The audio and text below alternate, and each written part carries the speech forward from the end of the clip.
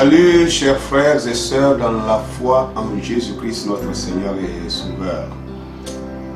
Encore ce jour nous sommes encore devant vous pour une autre vidéo, puisque nous avons parlé dans la vidéo précédente des Hébreux de la Bible qui sont de race noire. Alors, il fallait que je revienne pour étayer certains points qui représentent à peu près comme des zones d'ombre ou des points de confusion pour certains. Moi, il n'y a pas de confusion pour moi puisque j'ai déjà les preuves de tout ce que j'ai avancé et de ce que je vais encore avancer tout à l'heure. Voilà, et certains diraient, oh non, mais bon, il est écrit dans la Bible aussi que Salomon était blanc, vermeil, il était blanc, donc ça veut dire que, bon, si Salomon était blanc, ça veut dire que tout le monde, tous les Hébreux étaient blancs. Voilà, je voudrais parler là-dessus, c'est pourquoi je donne pour thème de ce sujet ce matin. David et Salomon étaient des noirs albinos. Et je vais vous donner les preuves, soyez patients. Alors, je vais vous lire premièrement dans le livre des Cantiques, chapitre 5, verset 10 au verset 15. C'est là où certains disent, voilà, mais c'est écrit que Salomon était blanc. Bon, d'accord, nous allons voir c'est de quelle blancheur il est question ici. Nous lisons Cantique des Cantiques chapitre 5 verset 10 au verset 15. La Soulamite qui répondait au cantique de Salomon déclare ici, la même qui a dit de l'autre côté je suis noire mais je suis belle, c'est la même ici qui est en train de chanter les louanges de son bien-aimé Salomon, et elle dit ici, mon bien-aimé est blanc et vermeil, il se distingue entre 10 000. Sa tête est de l'or pur. Ses boucles sont flottants, noirs comme le corbeau. Ses yeux sont comme des colombes au bord des ruisseaux, se baignant dans le lait, reposant au sein de l'abondance. Ses joues sont comme un pattern d'aromates, une couche de plantes odorifiantes, ou du moins odorantes. Ses lèvres sont des lyres d'où coule la myrrhe. Ses mains sont des anneaux ses mains sont des anneaux d'or garnis de chrysolite. Son corps est de l'ivoire poli, couvert de saphir. Ses jambes sont des colombes de marbre blanc. Ok, voici là le texte que les gens prennent pour, je ne sais pas, se créer eux-mêmes la confusion dans leur propre esprit. Mais moi, je soutiens encore que Salomon et David, ils étaient blancs. Pardon, et ils étaient noirs. Ils n'étaient pas blancs, ils étaient noirs. Et je vais prouver cette blancheur-là, il s'agit de quoi? La Bible dit que mon bien-aimé est blanc, vermeil. Il se distingue entre 10 000. Il se distingue entre 10 000. Ça voudrait dire, la Soulamite est en train de dire que quand Salomon, son fiancé, se trouve au milieu de 10 000 personnes noires, 10 000 hommes noirs, elle peut le reconnaître de loin, à l'unique vue. Je vais vous donner une petite preuve sur vos écrans. Vous pouvez regarder cette image-là sur vos écrans et vous allez voir de quoi il est question. Vous allez voir de quoi il est question. Regardez un peu. Là, on avance au verset 11 et dit, sa tête est de l'or pur. Sa tête est de l'or pur. Alors, je vous ai donné comme thème que Salomon était un albinos. Un albinos parmi les noirs. Et je vais le prouver. David aussi était un albinos parmi des enfants noirs. Son père avait plusieurs enfants et il était le seul albinos. Et la Bible le parle, la Bible dit ça aussi. Nous allons lire ces versets tout à l'heure. Mais je voudrais que vous regardiez cet albinos-là, que vous le regardez sur vos écrans, que vous regardez cet albinos, un albinos au milieu de plusieurs noirs, plusieurs hommes noirs, des jeunes hommes ensemble, rassemblés. Qui ne reconnaîtrait pas un albinos parmi 10 000 personnes noires? Est-ce qu'un albinos, parce que sa peau est blanche, il est blanc? Être blanc, c'est vrai que la peau est blanche, mais vous savez que parmi nous, les Africains, nous avons nos propres blancs ici. Nos propres blancs, ce sont les albinos. Et quelle est la couleur des cheveux d'un albinos? La Bible dit que sa tête est de l'or pur. Regardez l'image de cet albinos-là. Regardez un albinos, regardez sa tête. Regardez la couleur de ses cheveux. Et vous me direz, qu'est-ce que vous voyez sur vos petits écrans? Alors, nous continuons encore. Et il dit que, au verset 12, ses yeux sont comme des colombes au bord des ruisseaux, se baignant dans le lait. Se baignant dans le lait. Je vais vous donner une information que vous pouvez vérifier partout. Moi, je suis ici d'une famille où il y a des albinos. Et je sais que les albinos, quand ils sont nés, les mamans les lavent avec du lait. Les mamans les baignent dans du lait. Parce que si vous avez ça, je vous donne un conseil, si vous avez un enfant albinos, ce que vous avez à faire, pour ne pas qu'il y ait des taches sur sa peau, qu'il y ait des pointillés noirs sur sa peau, vous devez laver cet enfant avec du lait. Même vous pouvez payer le bonnet rouge. Chaque fois que l'enfant veut se laver, vous prenez d'abord le bonnet rouge, vous essayez de le mastiquer avec tout ça et vous le laissez quelques minutes avant de laver l'enfant. Vous le rincez et sa peau restera blanc. Mais si vous ne le faites pas, chaque fois qu'une mouche, même une simple mouche, piquera cet enfant, l'enfant aura des pointillés noirs sur son corps. Donc les albinos que vous voyez avec des peaux et avec beaucoup de taches noires dedans, c'est parce qu'ils n'ont pas les moyens pour se baigner avec du lait. Et la Bible même le dit ici encore que ce Salomon-là, qui était blanc comme vermeil et qui peut se distinguer d'entre 10 000, ce Salomon, il est comme des colombes au bord d'un ruisseau qui se baignent dans du lait. S'il vous plaît, vous savez bien que la Bible parle en code, beaucoup de codes dans la Bible. Décodez ça et vous allez voir que ce que nous sommes en train de dire n'est pas un montage, ce n'est pas un mensonge et ce n'est pas une imagination. Alors vous me direz encore non, ce n'est pas nécessaire de parler de la peau d'Israël, de parler de la peau des Hébreux, de parler de la peau, de la couleur de la peau de Jésus ou de... Écoutez, vous parlez de quoi? Laissez-moi vous dire, le blanc il est complexé. Ce n'est pas nous qui sommes complexés. Ils ont réussi à échanger leur position contre la vôtre. Le blanc était complexé à cause de sa peau. Et il a réussi à changer ce complexe-là. Sinon, dites-moi un peu, pourquoi le blanc, sachant très bien que Jésus était noir, il a essayé de nous prouver le contraire et de changer les choses pour montrer que Jésus était blanc. Pourquoi il a fait? Regardez un peu cette image-là. Regardez cette image que tout le monde connaît. Le sphinx d'Égypte. Regardez cette image. Quand vous regardez cette image-là, c'est l'image d'une personne blanche. Vous voyez ses lèvres épatées. Vous voyez son nez. Vous voyez sa tête. Regardez ses oreilles. Est-ce que ça ressemble à une personne blanche? Mais aujourd'hui, regardez. Là, en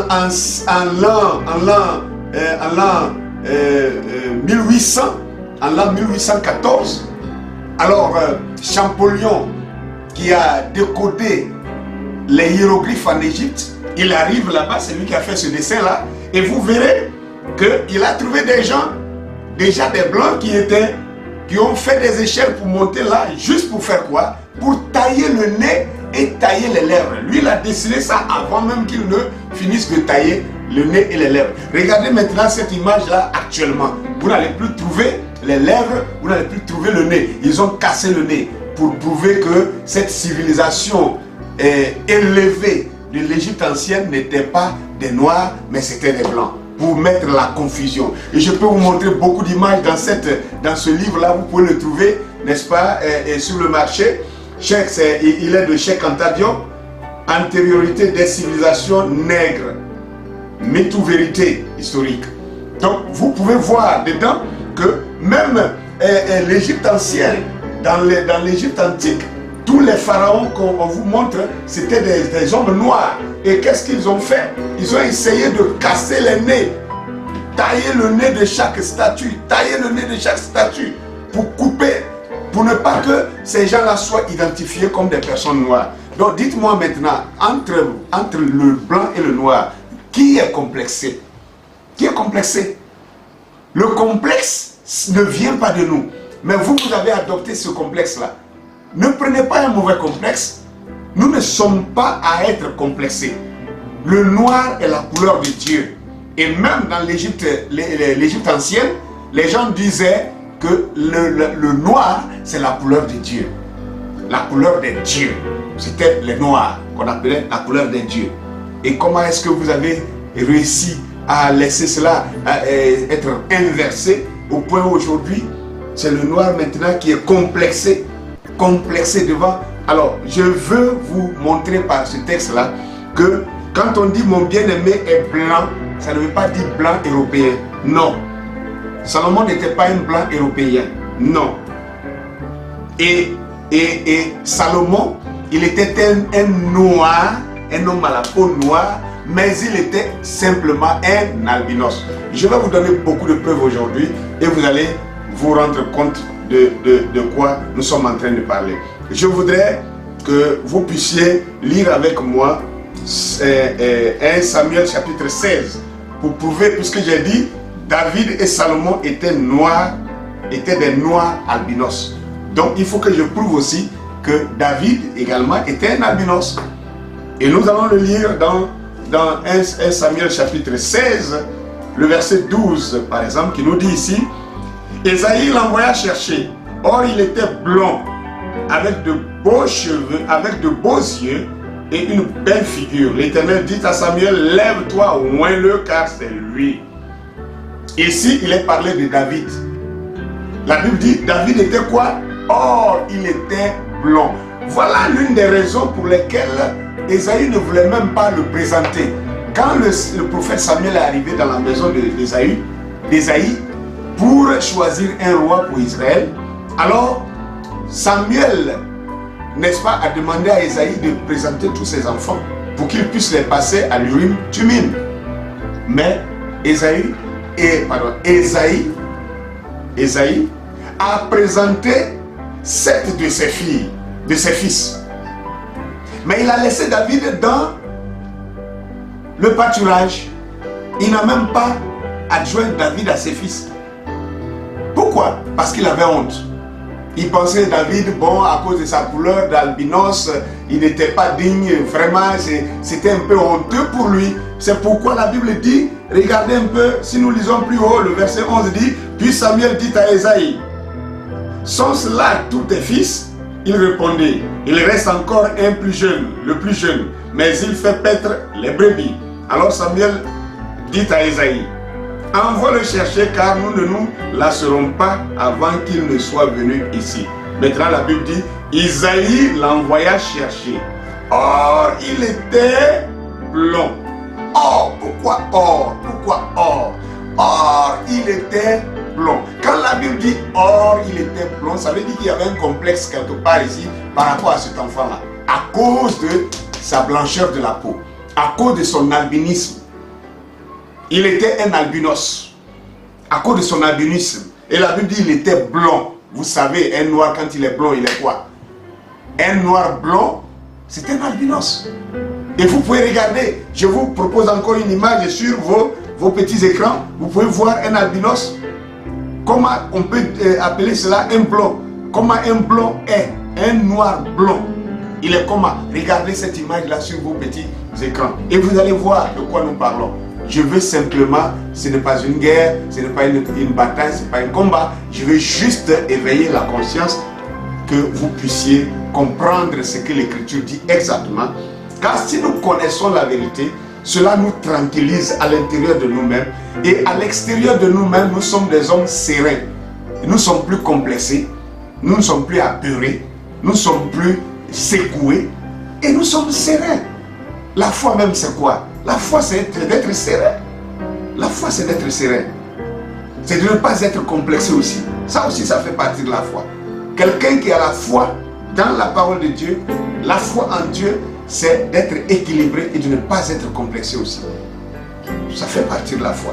Nous pouvons voir encore un autre, juste pour confirmer que David était blond, donc il était albinos. Nous pouvons le lire encore dans 1 Samuel chapitre 17, le verset 42. Et la Bible dit, le Philistin, ici là, le Philistin c'est Goliath. C'est quand David partait pour combattre Goliath. Et la Bible dit, le Philistin regarda, et lorsqu'il aperçut David, il le méprisa, ne voyant en lui qu'un enfant blond et d'une belle figure. Vous voyez que être blond déjà même, c'était déjà dégradant. Être blond, c'était dégradant pour eux.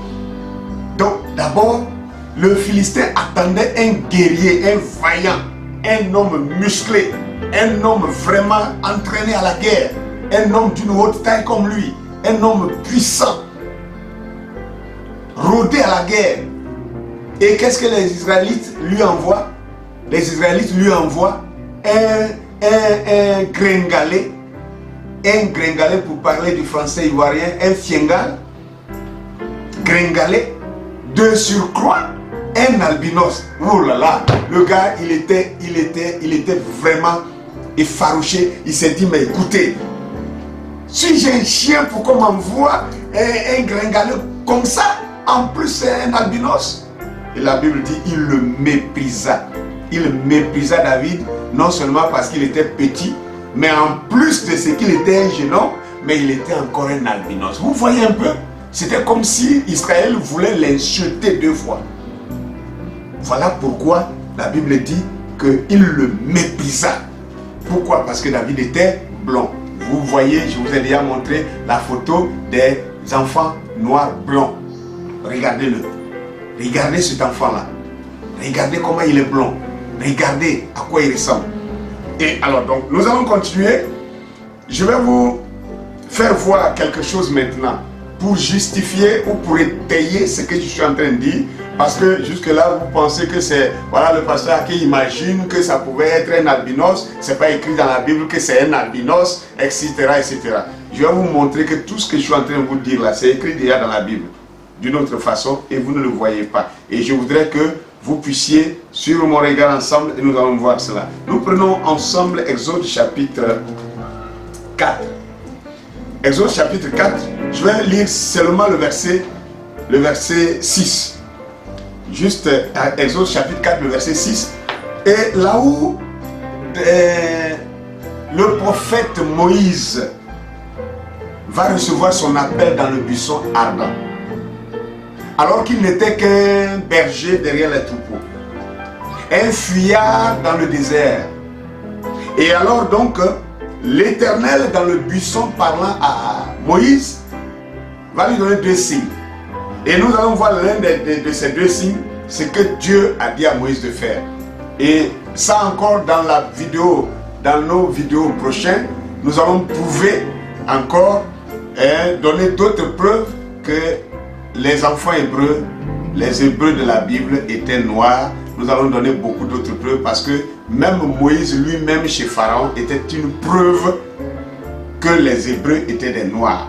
Parce que regardez mes frères et sœurs, et réfléchissez un peu seulement. Moïse qui était le libérateur dont cherchait Pharaon, si nous savons très bien que l'Égypte ancienne c'était des noirs, l'Égypte pharaonique c'était des noirs seulement. Et si c'était des noirs, si les enfants hébreux étaient des blancs, comment est-ce que Moïse qui était un enfant blanc a pu être adopté par la fille de Pharaon pour être élevé dans la maison de Pharaon, alors que Pharaon savait bien que les Hébreux qu'il avait asservis étaient tous des blancs et que leurs enfants garçons, il avait ordonné qu'ils soient tués. Comment se fait-il que la fille de Pharaon ait pu élever Moïse dans la maison de Pharaon sans que Pharaon ne sache que c'était un Hébreu?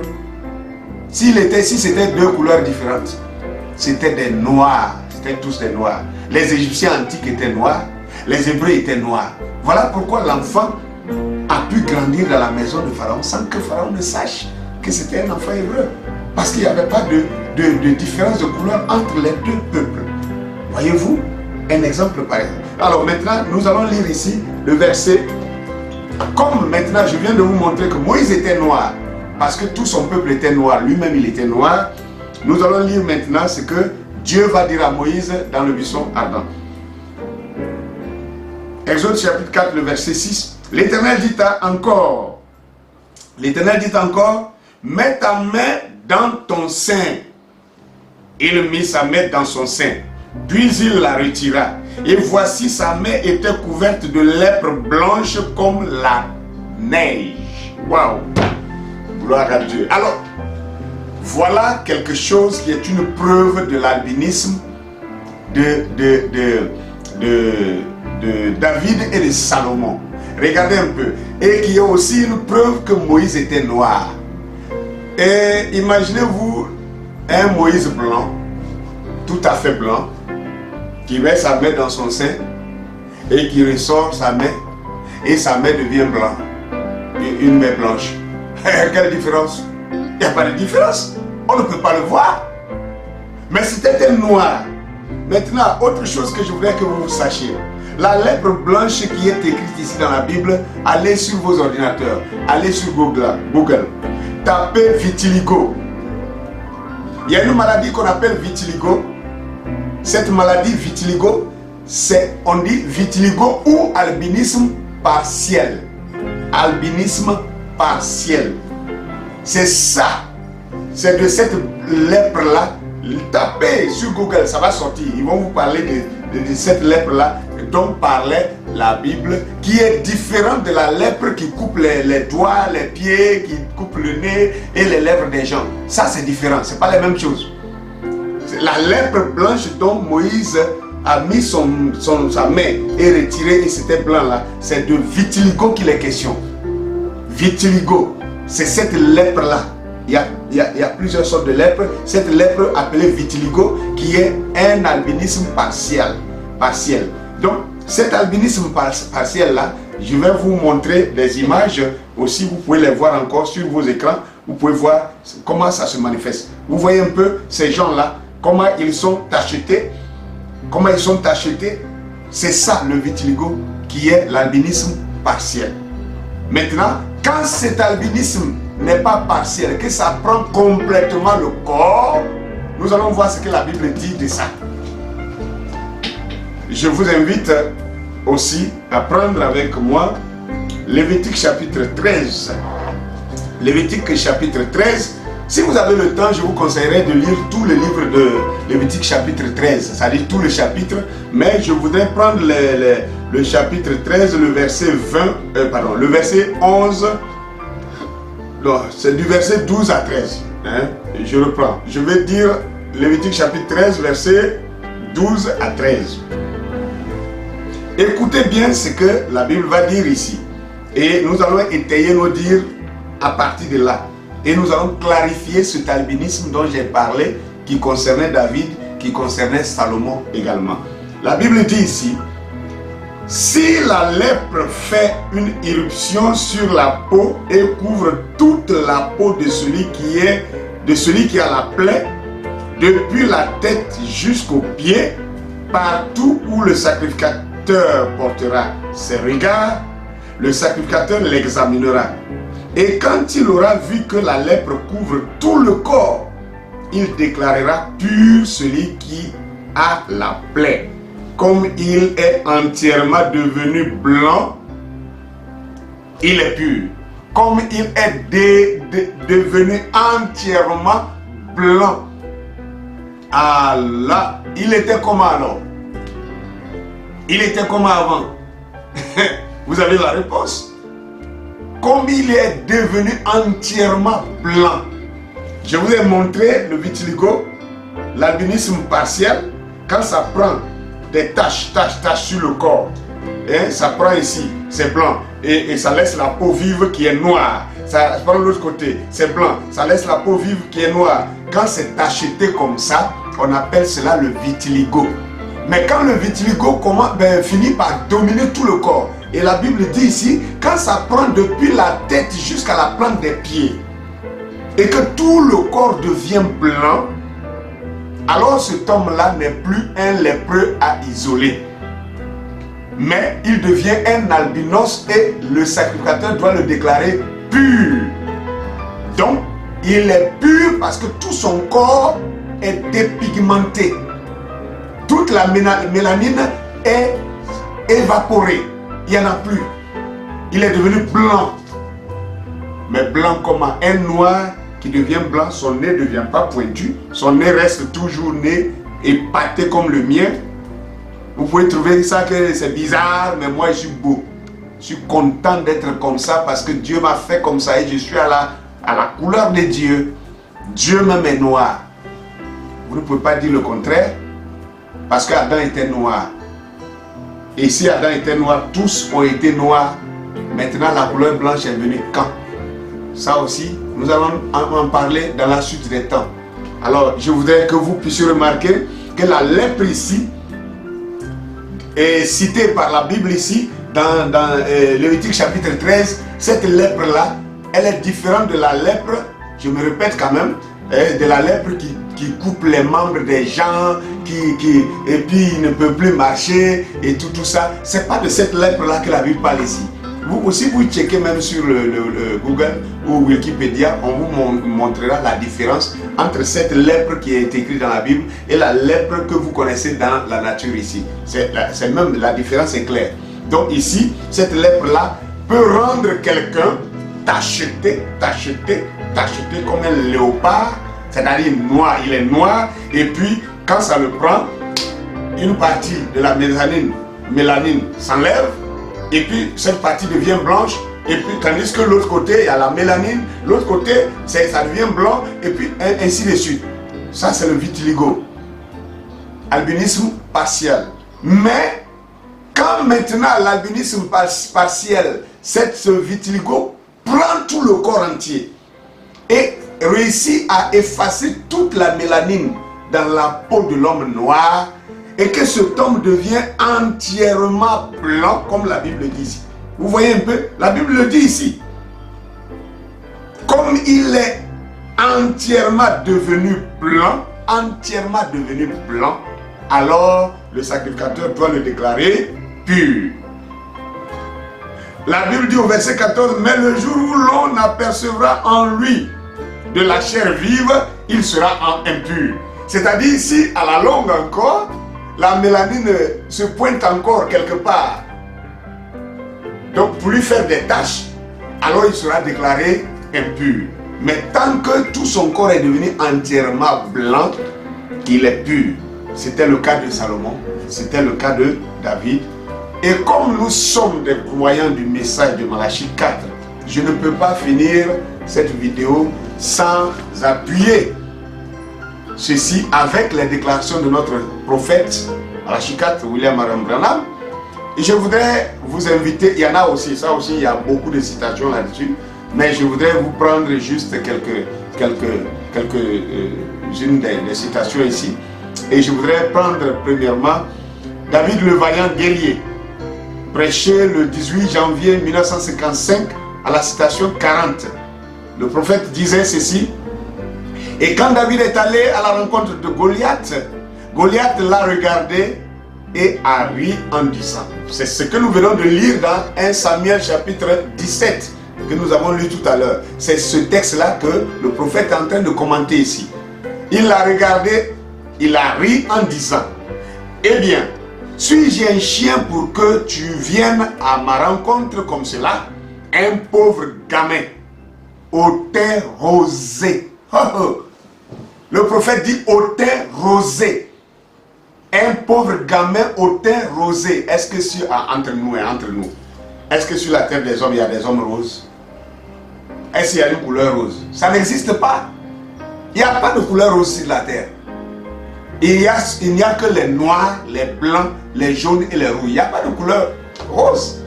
Mais quand le prophète parle de la couleur rose ici, un homme rose, regardez cette image-là.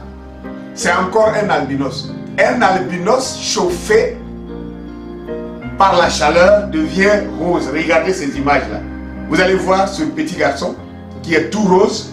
vous pouvez regarder cette femme-là, cette jeune femme, qui est aussi toute rose. Toute rose. C'est quoi? Ce sont des albinos. Ce sont des albinos, des personnes albinos, chauffées par la chaleur, qui prennent la... Parce que leur sang, le sang est plus proche de la peau, puisqu'il n'y a plus de mélanine. Pour couvrir le sang qui est à l'intérieur, alors la peau prend la couleur rose. Et Frère Branham dit ici, voilà, il dit, au teint rose, au teint rosé, et il était blond, petit. Savez-vous comment Saül l'a appelé? Il a dit, qu'est-ce que ce jeune homme? Voilà, qui est ce jeune homme? Etc. Voyez-vous, Frère Branham parle de teint rosé, le teint rose, le teint rosé. Il n'y a que les albinos qui peuvent avoir le teint rosé. Moi, je ne peux pas avoir un teint rosé parce que je suis carrément noir. Je suis noir. Et tous les noirs sont noirs. Tous les blancs sont blancs. Un blanc n'est pas rosé. Un noir n'est pas rosé. Mais il n'y a que les albinos qui ont cette couleur intermédiaire qu'on peut appeler couleur rosée. Comme je vous l'ai dit, je vous l'ai déjà montré, vous pouvez voir cette image-là sur vos petits écrans. Alors, je vais vous lire encore une autre citation où le prophète parlait encore de David, encore, dans l'adoption, prêché le 22 mai 1960, soit à la citation 139, il dit ceci: une espèce de petit gringalet au teint rosé. La Bible dit qu'il avait le teint rosé. Ce n'était pas un très bel enfant. Au teint rosé. Ça veut dire qu'il était une espèce de petit gringalet, etc., etc., blablabla. Et il est allé là-bas, et Saül, lorsque David, il a enfilé l'armure de Saül, et je m'imagine que la cuirasse lui descendait jusque sur les pieds, etc. Vous pouvez lire la suite. Donc, Frère Branham parle de teint rosé en s'adressant à David. Et je peux lire une citation, une troisième, mais ça parle de la même chose. Vous pouvez trouver, si vous tapez teint rosé, pour vous qui avez le module de recherche dans le message, vous pouvez trouver beaucoup de quotations où le prophète parle de ça. Alors, il dit encore dans la brochure la persévérance, prêché le 13 janvier 1963 au soir, à la citation 81, il dit ceci: il a donc pris et l'a vêtu de son armure. Pouvez-vous vous imaginer? La Bible dit qu'il avait un teint rosé, qu'il était un tout petit homme, peut-être pesant 110 livres, c'est-à-dire 50 kilos, portant une très grande armure d'un homme d'environ 250 livres, c'est-à-dire 113 kilos, et d'une taille d'environ 7 pieds, c'est-à-dire 2 mètres et quelques. Il était tout enfoui. Pouvez-vous vous imaginer cela? Voilà ce que le prophète nous dit. Il confirme ce que nous venons de vous exposer en parlant du teint rosé. Et je vous ai déjà dit, je vous le rappelle, que le teint rosé ne vient pas des personnes noires, ça ne vient pas des personnes blanches, ni des personnes roux, mais ça vient toujours des albinos. Ce n'est que les albinos chauffés par la chaleur qui deviennent couleur rosée. Et donc, c'est une preuve que David était un albinos. Et vous pouvez le voir, c'est pour cela que vous voyez que la Sulamite peut chanter la louange de Salomon en disant que mon bien-aimé pourrait être distingué entre 10 000. Lui seul, si on le met parmi 10 000 personnes, tout le monde peut le reconnaître. Mettez un albinos au milieu des noirs, comme cette image que je vous ai montrée, vous pouvez le voir encore sur votre écran. Un albinos parmi les noirs, parmi 10 000 noirs, est-ce qu'il est caché? Il n'est pas caché. Mais mettez le même albinos parmi les blancs, vous pouvez le retrouver? Vous ne pouvez pas le retrouver. Il est confondu parce que sa peau est blanche. Mais quoique sa peau soit blanche, mais les caractéristiques d'un homme noir est en lui, parce qu'il a le nez épaté, il a des lèvres écrasées, il a des cheveux crépus, même si ses cheveux sont de couleur or, mais ses cheveux crépus, ce n'est pas cheveux lisses comme pour les blancs. Voilà pourquoi la Bible, en décrivant les personnages dans la Bible, prend toujours pour image la laine et dit cheveux laineux, la laine, comme la laine pure. La laine, c'est du crépus. Ce sont les poils de mouton. La laine, c'est les poils de mouton. Et les poils de mouton sont crépus. Et c'est pareil à un homme noir, aux cheveux de l'homme noir. Alors donc voici encore, nous avons toute une série, nous allons parler de ce thème en long et en large, de toutes les manières. Que Dieu vous bénisse.